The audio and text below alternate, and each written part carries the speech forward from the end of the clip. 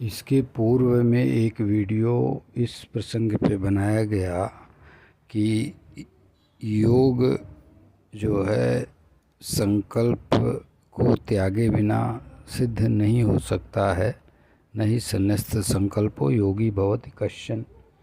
और उस संदर्भ से जोड़ करके आज का ये भगवद गीता के अध्याय 2 का ये कुछ श्लोक का यहाँ पे तात्पर्य निवेदन करना है।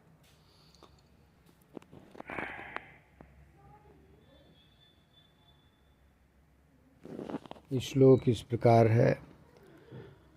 अध्याय 2 श्लोक 47 कर्मण्येवाधिकारस्ते मा फलेषु कदाचन मा कर्म फल हेतुर्भूर्मा ते संगोऽस्त्व कर्मणि।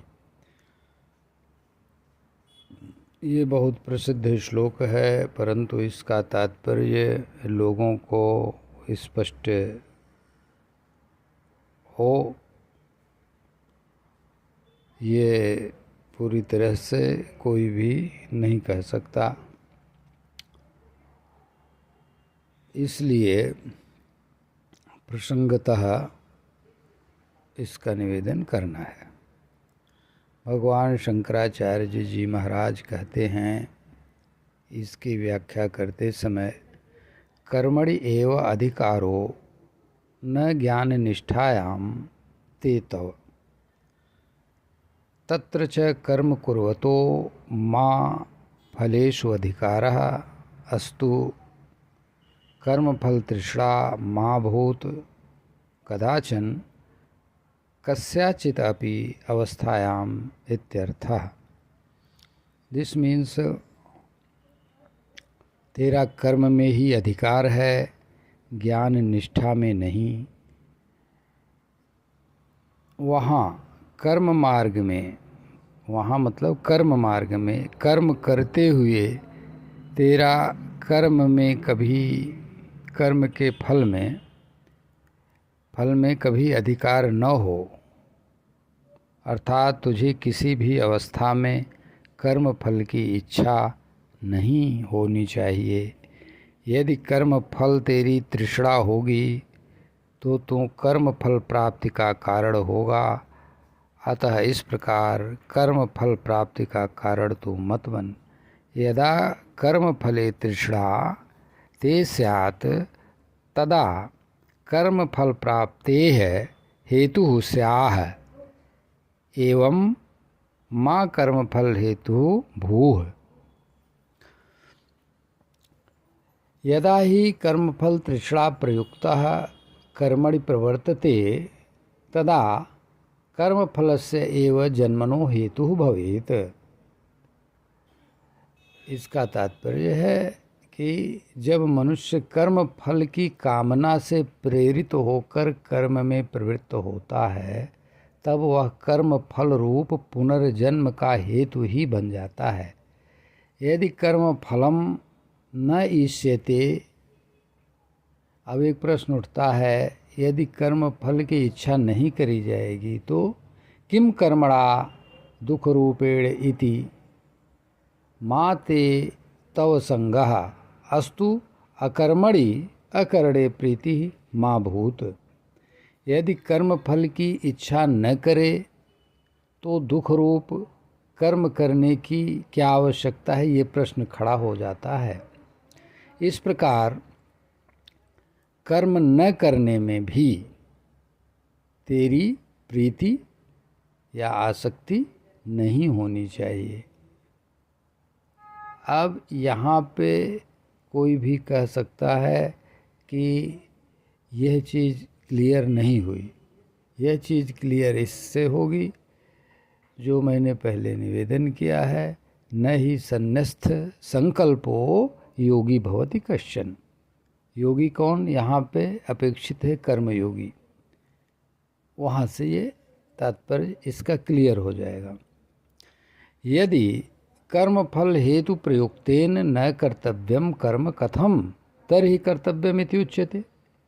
यदि कर्म फल से प्रेरित होकर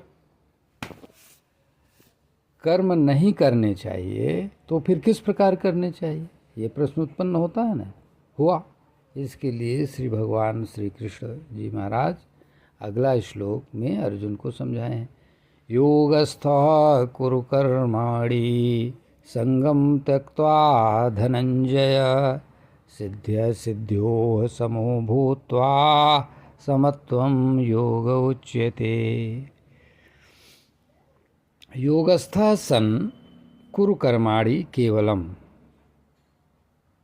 केवलम मीन्स कह रहे हैं वो ईश्वरार्थम तत्र अपि ईश्वरों में तुष्यतु इति संगम त्यक्त्वा धनंजय।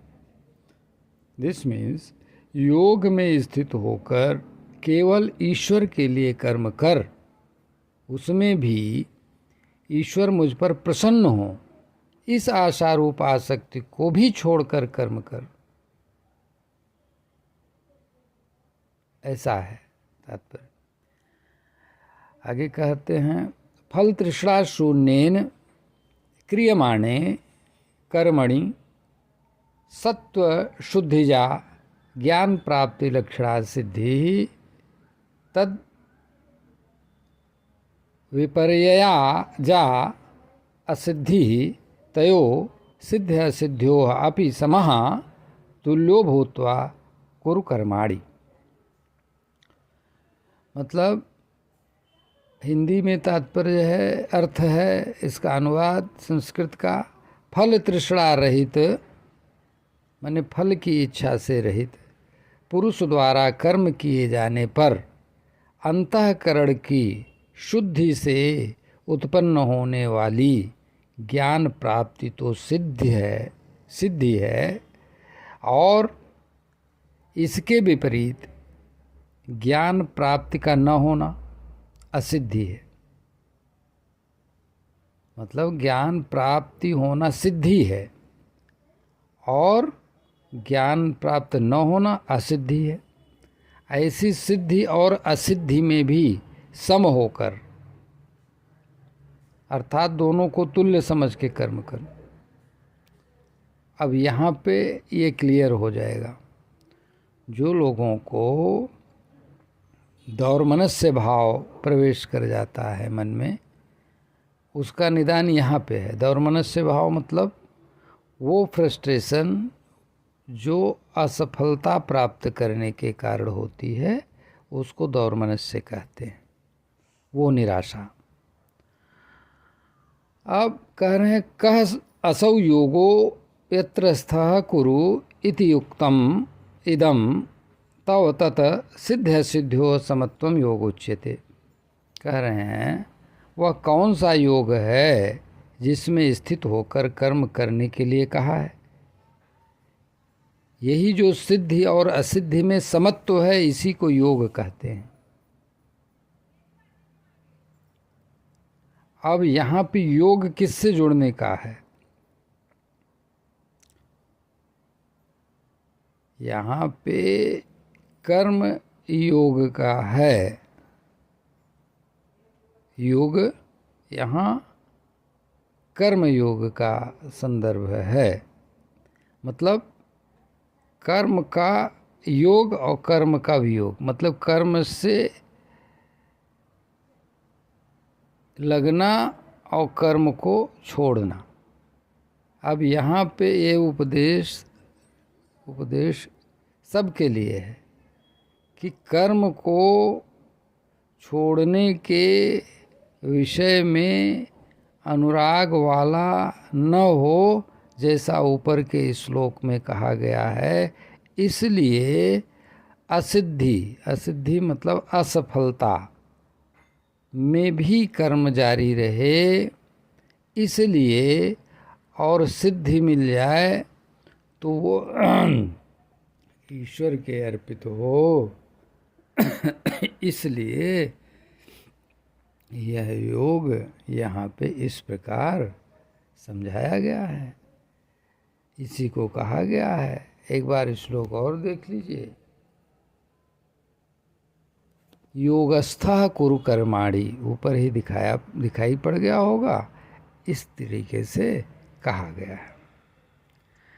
दूरेण हि वरम कर्म बुद्धियोगात् धनंजय बुद्धौ शरणं विनिविच्छ कृपणाः फलहेतवः।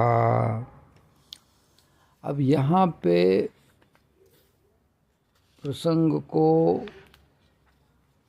स्पष्ट करने के लिए तात्पर्य रूप उदाहरण की अपेक्षा है, और यहाँ पे अगर उचित उदाहरण नहीं दिया जाएगा तो एक तरीके से जो समझना चाहते हैं उनके प्रति कुछ न कुछ कमी रह जाएगी बताने में, इसलिए जान लेना आवश्यक। उदाहरण से अब बताएंगे। उदाहरण ये है कि जब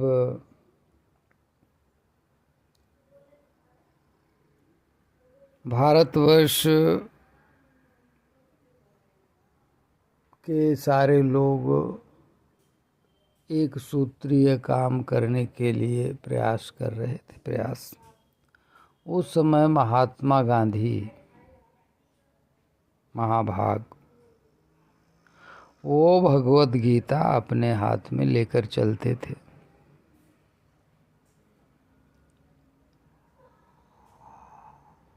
अब श्रीमद् भगवत गीता लेके क्यों चलते थे, बस यह मेरा प्रश्न है, यही मेरे से संबंधित है, क्योंकि ये अध्यात्म विषय है और जहाँ जहाँ श्रीमद् भगवत गीता है वहाँ वहाँ अध्यात्म है, और वहाँ वहाँ हम उदाहरण से लेंगे, विचार करेंगे और निवेदन करेंगे। होता यह है कि जब कोई बड़ा काम करना होता है तब संबल की ज़रूरत होती है, मनोबल की ज़रूरत होती है, जिसको आत्मबल कहते हैं उसकी ज़रूरत होती है। और ये जो सारी चीज़ें अभी कहा, 3 शब्द कहा, एक ही तात्पर्य है, वो कहाँ से मिलेगा, किस चीज़ से मिलेगा? डिसीजन लेना आज भी सबसे कठिन कार्यों में एक है। कोई जज पूर्ण निष्पक्ष होकर जब किसी तथ्य पर, वाद के तथ्य पर फैसला करता है तो किसी से पूर्वाग्रह न रखने के बावजूद भी उसको फैसला करना कितना कठिन होता है, यह कोई भी व्यक्ति जाके उस जज से पूछ सकता है। क्योंकि जज भी एक व्यक्ति ही है, न्यायमूर्ति जो है वो भी एक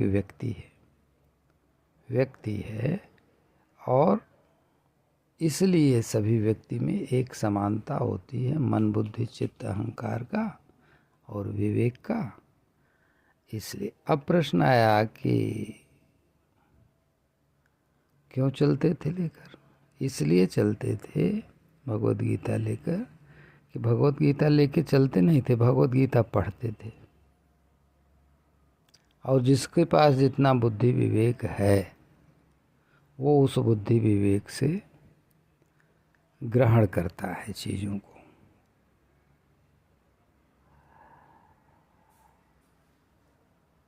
यह एक उदाहरण बताया। अब ये चूँकि साधारण क्योंकि चीज़ है नहीं, जैसे महाभारत महत्वपूर्ण था उसी प्रकार से भारत में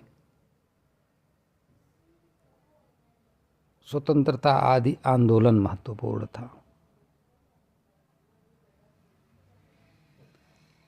तो वहाँ भी देखिए भगवत गीता लेके का डायरेक्ट उपदेश ही श्री कृष्ण भगवान ने किया, और यहाँ पे देखिए वही भगवत गीता का उपदेश काम आया। तो यह एक उदाहरण निवेदन किया।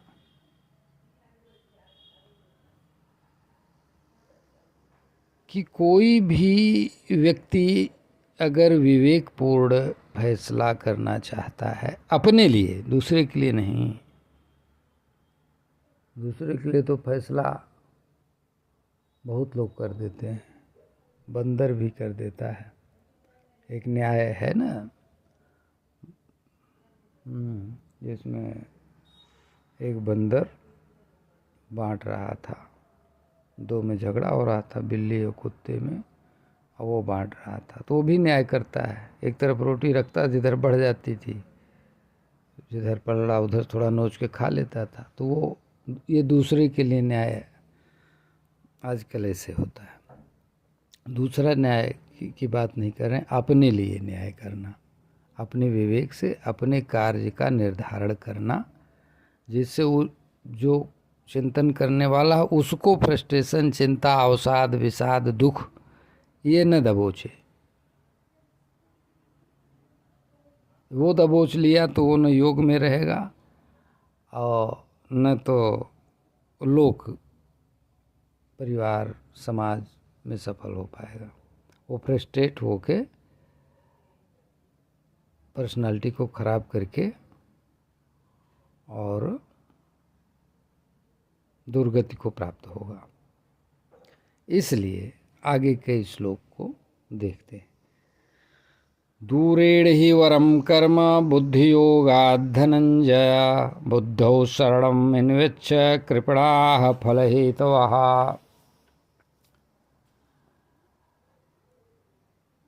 दूरेण अति विप्रकर्षेण ही अवरम निकृष्टम कर्म फल प्रार्थिना क्रियमाणम बुद्धियोगात् समत्व बुद्धि युक्तात् कर्मणो जन्म मरणादि हेतुत्वाद धनंजय। इसका तात्पर्य हुआ बुद्धि योग की अपेक्षा अर्थात समत्व बुद्धि से युक्त हो जो कार्य किए जाते हैं उसकी अपेक्षा कर्म फल चाहने वाले सकामी मनुष्यों द्वारा किए हुए कर्म, ये जो बाद में कहा, ये जन्म मरण आदि के हेतु होने के कारण अत्यंत ही निकृष्ट हैं। इसलिए ऊपर के श्लोक में कहा गया सिद्धि असिद्धि समो भूत्वा समत्वम योग उच्यते। इसलिए तू योग विषयक बुद्धि में या उसके परिपाक से उत्पन्न होने वाले सांख्य बुद्धि में शरण मतलब आश्रय अर्थात निर्भयता प्राप्ति के हेतु को पाने की इच्छा कर। अभिप्रायः परमार्थ ज्ञान की शरण में जा, क्योंकि फल तृष्णा से प्रेरित होकर सकाम कर्म करने वाले कृपण हैं, दीन हैं। श्रुति में कहा गया है यो वा एतच्छरम गार्ग्य विदित्वा अस्मान लोकात् त्रयति स कृपणः। हे गार्गी, जो इस अक्षर ब्रह्म को न जानकर इस लोक से जाता है वह कृपण है। अक्षर ब्रह्म को नहीं जान पाया तो क्या उसका ये होता है, ये बृहद्यारण्य बृहदारण्यक उपनिषद 3:8-10 की श्रुति 49 में लिखा हुआ मिल जाएगा, वहाँ से जाके पढ़ना पड़ेगा। अतः समत्व बुद्धि युक्त सन स्वधर्मम अनुतिष्ठन यत फलम प्राप्नोति तत्सृणु। मतलब अब क्या सुनो, अब कह रहे हैं वो सुनो, भगवान शंकराचार्य जी कह रहे हैं समत्व बुद्धि से युक्त होकर स्वधर्माचरण करने वाला पुरुष जिस फल को पाता है वो सुनो। बुद्धि युक्तो जहाति उभे सुकृत दुष्कृते तस्माद्योगाय युज्यस्व योग कर्म सुकौशलम। समत्व योग विषयक बुद्धि से युक्त हुआ पुरुष अंतःकरण की शुद्धि के और ज्ञान प्राप्ति के द्वारा सुकृत दुष्कृत को, पुण्य पाप दोनों को ही यहीं त्याग देता है। इसी लोक में कर्म बंधन से मुक्त हो जाता है। इसलिए तू समत्व बुद्धि रूप योग की प्राप्ति के लिए प्रयत्न कर, यत्न कर मतलब चेष्टा कर, प्रयास कर, क्योंकि योग ही तो कर्मों में कुशलता है, अर्थात स्वधर्म रूप कर्म में लगे हुए पुरुष का जो ईश्वर समर्पित बुद्धि से उत्पन्न हुआ सिद्धि असिद्धि विषयक समत्व भाव है, वही कुशलता है। इस श्लोक को मैंने स्वयं ही कई बार पढ़ा था इसके पूर्व कि योगः कर्मसु कौशलम क्या है, और इतना स्पष्ट पहले अभी तक नहीं हुआ था। तो यहाँ पे आज स्पष्ट हो गया है। वो ये स्पष्ट हो गया है कि सिद्धि और असिद्धि मतलब सफलता और असफलता, अंग्रेजी में सक्सेस एंड फेल्योर, इन दोनों में चित्त सम कैसे रह जाएगा, चित्त समान कैसे रह जाए, मैंने चित्त व्यथित कैसे नहीं होगा, इस विषय को जानना तात्पर्य जानना है। और ऐसा आज तक कोई नहीं हुआ जो इसके पालन के बिना भी व्यथित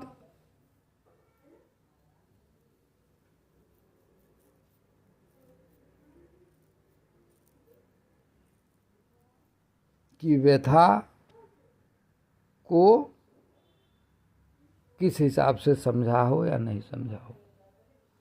तो यहाँ पे इतना ही कहना है कि हर एक व्यक्ति जो इस बात को नहीं समझेगा, कोई भी व्यक्ति, उस व्यक्ति को असफल होने पे दुख जरूर झेलना पड़ेगा।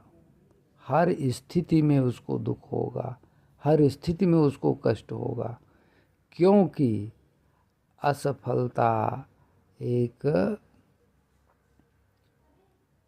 सामाजिक और सांसारिक आसक्ति रखने वाले के लिए बहुत बड़ी जो है नुकसानदायक चीज़ मानी जाती है,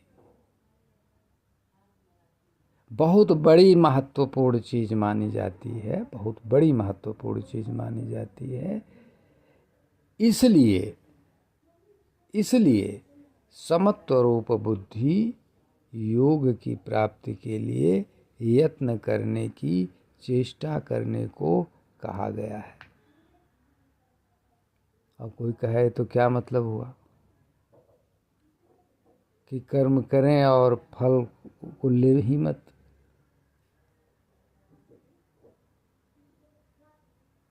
ऐसा है कि कर्म का, मैंने पहले भी कर दिया, कर्म और फल एक दूसरे के प्रोपोर्शनल होते हैं और अवश्य होते हैं।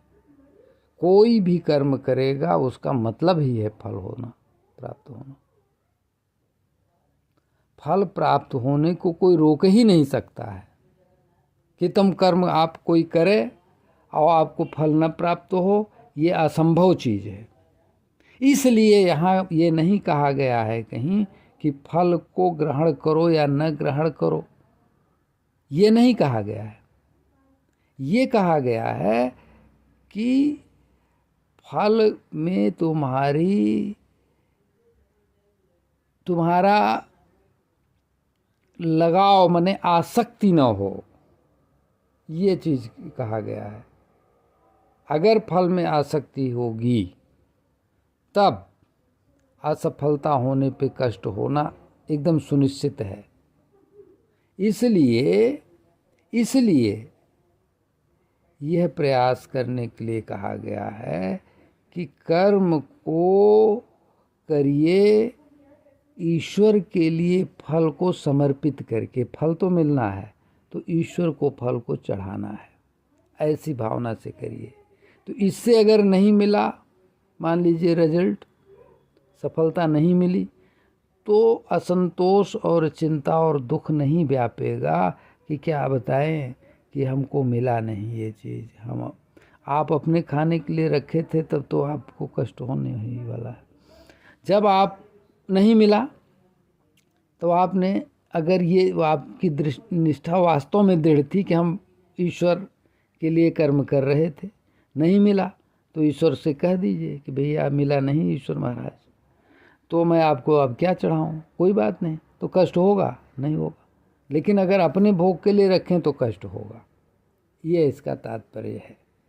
क्योंकि योगो ही कर्मसु कौशलम स्वधर्माख्येषु कर्मसु वर्तमानस्य या सिद्ध्य सिद्ध्योः समत्व बुद्धि ईश्वरार्पित चेतस्तया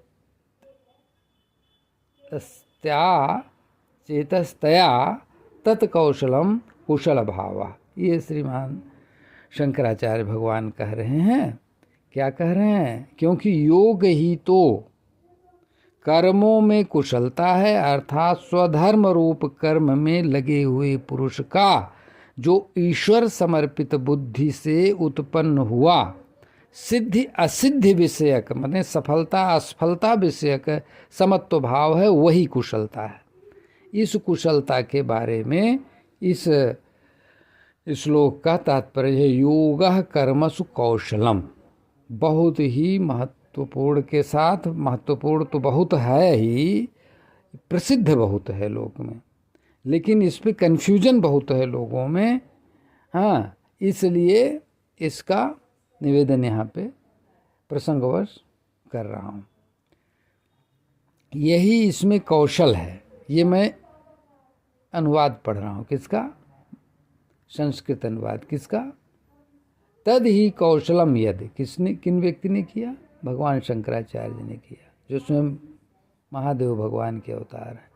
तद ही कौशलम यद बंध स्वभावानि अपि कर्माणि समत्व बुद्धया स्वभावाद निवर्तन्ते तस्मात् समत्व बुद्धि युक्तो भवत्वम।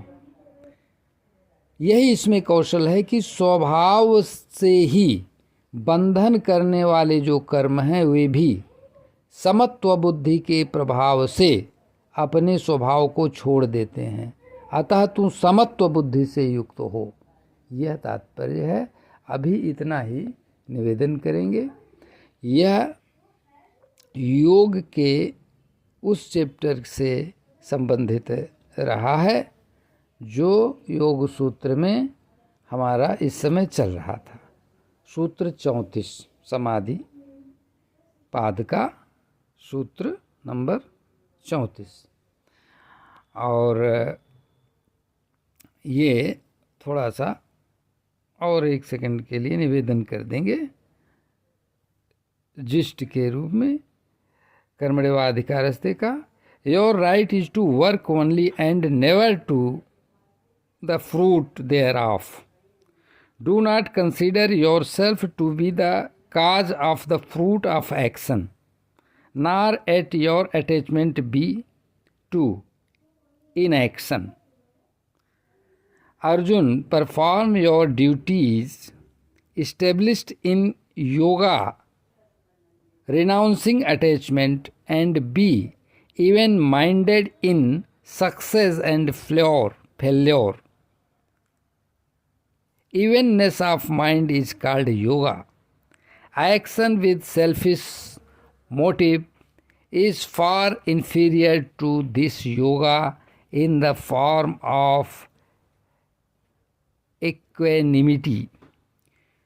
Do seek refuge in this equipoise of mind.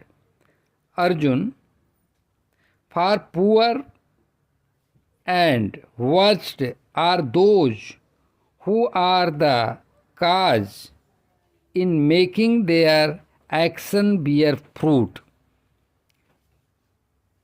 अब ये पढ़ना है। बुद्धि युक्तो जहाती है उभे सुकृत दुष्कृते तस्मा जो योगा युजस्व योगा कर्मसु कौशलम। अभी जो पूरा किए हैं उसको थोड़ा सा देख लें। Endowment with equanimity, one says, in this life both good and evil.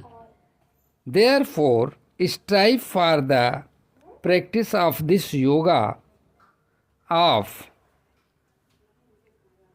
equanimity.